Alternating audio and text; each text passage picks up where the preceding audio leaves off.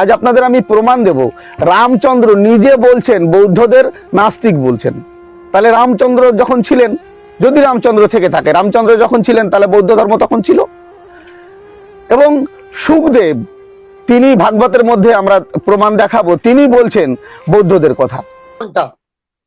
কাউকে যদি আপনি প্রশ্ন করেন ভারতবর্ষের বুকে সব থেকে পুরনো মন্দির কোথায় পাওয়া যায়, কত বছর পিছনে সব থেকে পুরনো মন্দির পাওয়া যায়, সেখানে আপনি দেখবেন 5th সেঞ্চুরিতে গিয়ে পুরনো মন্দিরের খোঁজ পাওয়া যায়। তো সেই 5th সেঞ্চুরিতে গিয়ে যে পুরনো মন্দির খুঁজে পাওয়া যায়, সেই পুরনো মন্দিরে কার মূর্তি? সেই পুরনো মন্দিরে বৌদ্ধ মূর্তি। সেই বৌদ্ধ মূর্তিকে শাড়ি পরিয়ে দেবী মূর্তি বানিয়ে দিয়েছে। শুধু তাই নয়, আপনি সার্চ করে দেখে নেবেন অলৌকিতেশ্বর বুদ্ধ, আপনি দেখে নেবেন সার্চ করে অলৌকিতেশ্বর বুদ্ধ। হ্যাঁ, এই অলৌকিতেশ্বর বুদ্ধ ইনি কে? ইনি হচ্ছেন বুদ্ধের আর একটা মূর্তি। তাহলে মুন্ডেশ্বরী মূর্তি নামে চালানো হচ্ছে বুদ্ধের মূর্তি, 5th সেঞ্চুরির কথা। অলৌকিতেশ্বর বুদ্ধের মূর্তি চালানো হচ্ছে কার নামে? এই যে শ্রাবণ মাসে আমাদের সমাজের মানুষ যারা পায়ে ফোসকা ফেলে, কাঁধ ফুলিয়ে, গায়ে জ্বর এনে, কেউ 40 কিলো জল, কেউ 50 কিলো জল বাঁকে করে নিয়ে গিয়ে ঢালছে, সেই ভগবান শিব অলৌকিতেশ্বর বুদ্ধ এই মূর্তি। এই সূত্রগুলো আগে আপনাদের জানা লাগবে। বলুন তো, শ্রাবণ মাসে এত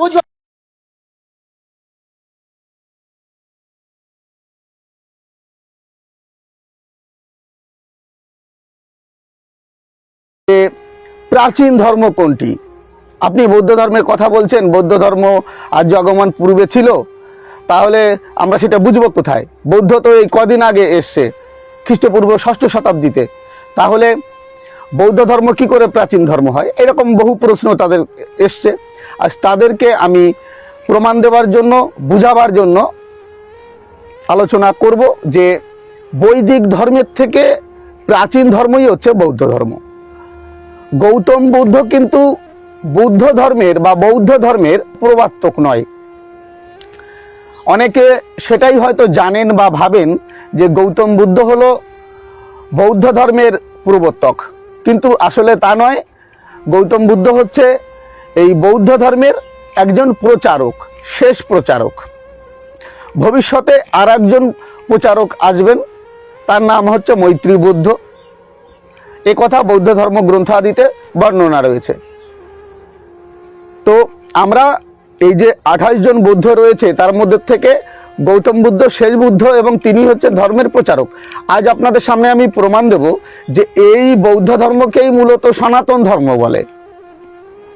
আপনারা প্রত্যেকে জানেন ভারতবর্ষের যত যত গ্রন্থ আছে, সব থেকে প্রাচীনতম যে লিপি পাওয়া গেছে, উদ্ধার হয়েছে যে গ্রন্থ, তার নাম হচ্ছে ধম্মপদ, যেটির নিদর্শন খ্রিস্টপূর্ব 3য় শতাব্দীতে, 4র্থ শতাব্দীতে পর্যন্ত ছিল। পালি ভাষায় ব্রাহ্মী লিপিতে রচিত ধম্মপদ পাওয়া গিয়েছে, সেটি পুনেতে সংরক্ষণ করা আছে, সে পাণ্ডুলিপি আপনারা প্রত্যেকে জানেন। তো সেই ধম্মপদই হচ্ছে ভারতবর্ষের প্রাচীনতম গ্রন্থ, পালি ভাষায় রচিত আর ব্রাহ্মী লিপিতে। সেই ধম্মপদে আজ আপনাদের আমি দেখাবো, সেই ধম্মপদে উল্লেখ রয়েছে যে সনাতন ধর্ম আসলে কোনটি। তারপর দেখাবো এই যে বৈদিক শাস্ত্র আদি, এই বৈদিক শাস্ত্রে এই বৌদ্ধ ধর্মের কথা আছে কিনা। যদি বৌদ্ধ ধর্মের থেকে প্রাচীন হয়ে থাকে বৌদ্ধ ধর্ম, যদি বৌদ্ধ ধর্মের বা গৌতম বুদ্ধের প্রচারিত যে মত বা বৌদ্ধ ধর্ম, সেটি যদি গৌতম বুদ্ধ থেকে শুরু হয়ে থাকে, তাহলে তাতে নিশ্চয়ই এই পুরাণ আদিতে সে সমস্ত বর্ণনা থাকার কথা নয়, রামায়ণে সেসব বর্ণনা থাকার কথা নয়। কিন্তু আজ আপনাদের আমি প্রমাণ দেব, রামচন্দ্র নিজে বলছেন বৌদ্ধদের নাস্তিক বলছেন। তাহলে রামচন্দ্র যখন ছিলেন, যদি রামচন্দ্র থেকে থাকে, রামচন্দ্র যখন ছিলেন তাহলে বৌদ্ধ ধর্ম তখন ছিল। এবং সুখদেব তিনি ভাগবতের মধ্যে আমরা প্রমাণ দেখাবো তিনি বলছেন বৌদ্ধদের কথা। তার মানে তখন বৌদ্ধ ধর্ম ছিল, সুখদেব যখন এই ভাগবত বলছেন তখন। যদি আমরা ধরে নিই, এগুলো যদিও কাল্পনিক, কিন্তু তথাপি আমরা যদি ধরে নিই, কারণ বৈদিক ধর্মের যা শাস্ত্রবাদী আছে বেশিরভাগই তো সব ঢালুমালু করে লেখা, এ তো আর নতুন কথা নয়, আপনারা আশা করি বুঝে গেছেন এতদিনে। তো আর কথা না বাড়িয়ে সরাসরি আপনাদের বৈদিক শাস্ত্রের থেকে প্রমাণ দেব যে তাদের যে ধর্ম, তাদের যে বৈদিক ধর্ম, তা থাকা অবস্থাতেই বৌদ্ধ ধর্ম ছিল। তার সাথে সাথে আপনাদের আমি প্রমাণ দেব ভারতবর্ষের সব থেকে প্রাচীনতম যে গ্রন্থ ধম্মপদ, সেখানে কোন ধর্মকে সনাতন ধর্ম বলা হয়েছে। আর কথা না বাড়িয়ে চলুন আপনাদের আমি শাস্ত্রের মধ্যে নিয়ে যাই। আপনাদের নিয়ে এসেছি শ্রীমদ্ ভাগবতমে।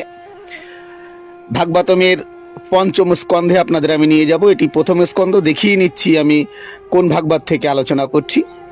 কৃষ্ণ কৃপামূর্তি শ্রীল অভয়চরণ অরবিন্দ ভক্তি বেদান্ত স্বামী প্রভুপাদ আন্তর্জাতিক কৃষ্ণ ভাবানামৃত সংঘের প্রতিষ্ঠাতা ও আচার্য কর্তৃক এটি ভাষ্য করেছেন। আর এই ইংরেজি ভাষ্যের অনুবাদ, মানে প্রভুপাদ যে ইংরেজি ভাষ্য করেছিলেন তার অনুবাদ করেছেন হচ্ছে শ্রীল ভক্তিচারু স্বামী। ভক্তি বেদান্ত বুক স্টার্ট থেকে গ্রন্থটি প্রকাশ করেছে। এই ভাগবতমের একদম পঞ্চম স্কন্ধে আপনাদের আমি নিয়ে যাচ্ছি। শ্রদ্ধেয় ভক্তবৃন্দ, দেখুন শ্রীমদ্ ভাগবতের পঞ্চম স্কন্ধের পঞ্চদশ অধ্যায় আপনাদের আমি নিয়ে এসেছি। মহারাজ প্রিয়ব্রতের বংশধরের মহিমা। এখানে 1 নম্বর শ্লোকে আপনাদের আমি নিয়ে যাচ্ছি। দেখুন মূল শ্লোকটি আপনারা দেখুন, এর অনুবাদ কি করা হয়েছে। আসুন প্রভুপাদ কি অনুবাদ করেছেন আমরা সেটি দেখে নিই।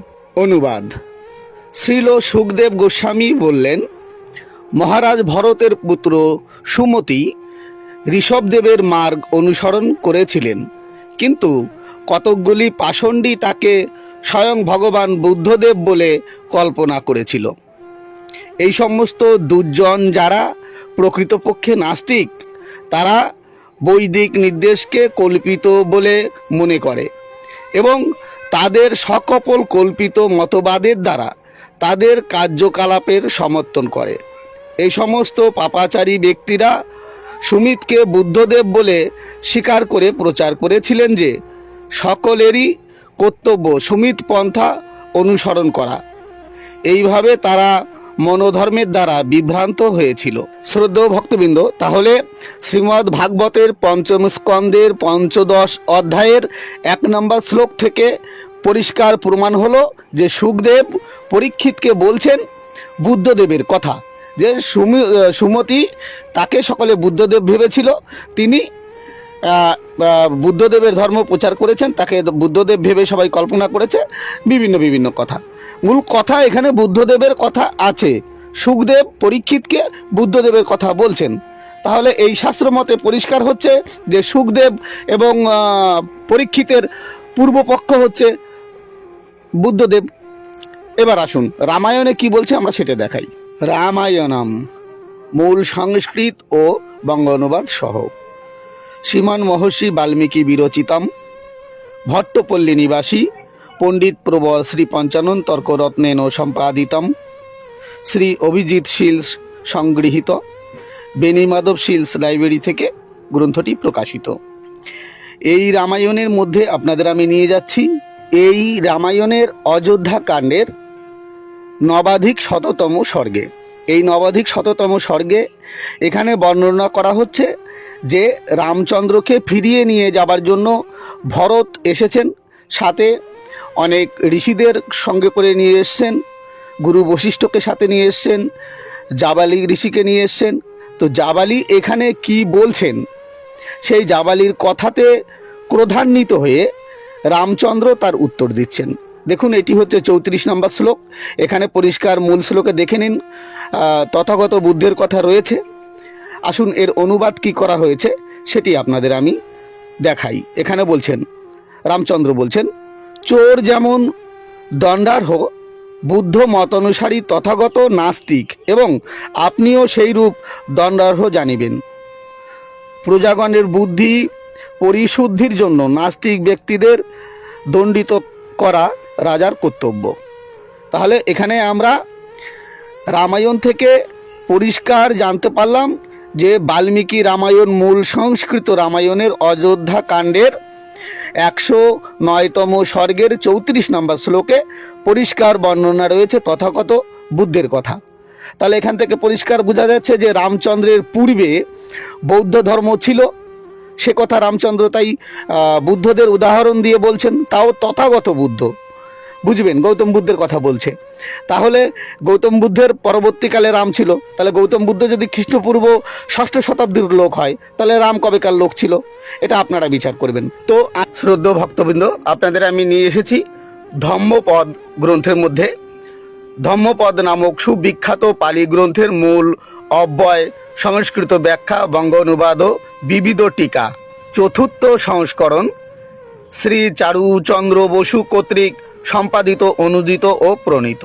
এই ধর্মপদ গ্রন্থের যমক বজ্ঞতে আপনাদের আমি নিয়ে এসেছি। এর 5 নাম্বার যেটি রয়েছে অনুচ্ছেদ, সেখানে আপনাদের আমি নিয়ে যাচ্ছি, দেখাবো সেখানে কি বর্ণনা করা হয়েছে। ন হি বেরন বেরানি সমন্তিধ কুদাচনা অবেরনচ্চ সম্মন্তি এষ ধম্ম সনাতন। আমি যেটি পাঠ করলাম এটি হচ্ছে পালিতে, এরপর তার অব্যয় রয়েছে, মানে ভেঙে ভেঙে দেওয়া হয়েছে, তারপরে রয়েছে সংস্কৃত উচ্চারণ, তারপরে দেখুন অনুবাদ রয়েছে। অনুবাদ কি বলছে আমরা সেটা দেখি। অনুবাদ: ইহ জগতে শত্রুতা দ্বারা শত্রুতা কখনোই দমন করা যায় না, পরন্তু শত্রুতা শূন্যতা ব্র্যাকেটে অক্রোধ দ্বারাই ইহাকে দমন করা যায়, ইহাই সনাতন ধর্ম। শ্রদ্ধেয় ভক্তবৃন্দ, তাহলে বুঝতে পাচ্ছেন মূলত সনাতন ধর্ম কোনটি। বুদ্ধ এখানে তার ভক্তদের বাণী দান করছেন এবং সেই প্রসঙ্গে বলছেন যে এটিই হচ্ছে সনাতন ধর্ম।